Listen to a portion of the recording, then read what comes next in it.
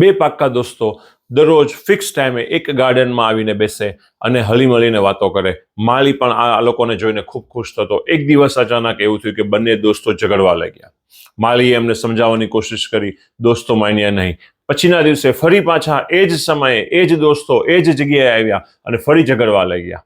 આવું 3-4 વખત થયું. માળી જે છે દરરોજ સમજાવતો. એક દિવસ દોસ્તો એટલા ગુસ્સામાં હતા કે માળીને કહી દીધું કે ભાઈ તું અમને સમજાવ નહીં, તું અમારી વચ્ચે ન આવ. માળી પણ જે છે એ બહુ હોશિયાર હતો.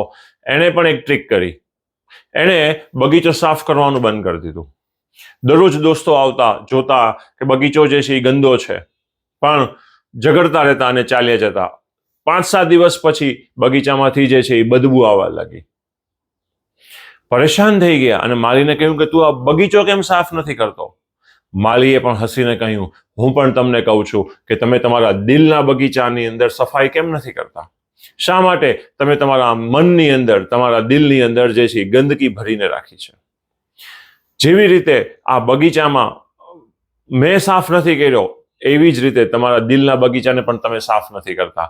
દોસ્તો, હું આ સ્ટોરી વડે એ જ કહેવા માંગુ છું કે આપણા રિશ્તેદારો, આપણા દોસ્તો, આપણા કલીગ્સ, આપણા બિઝનેસ પાર્ટનર અથવા તો જેટલા પણ લોકો આપણી સાથે રહે છે, દરેકની સાથે હળી મળીને રહીએ.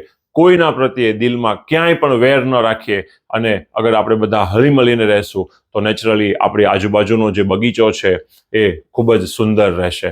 Thank you very much.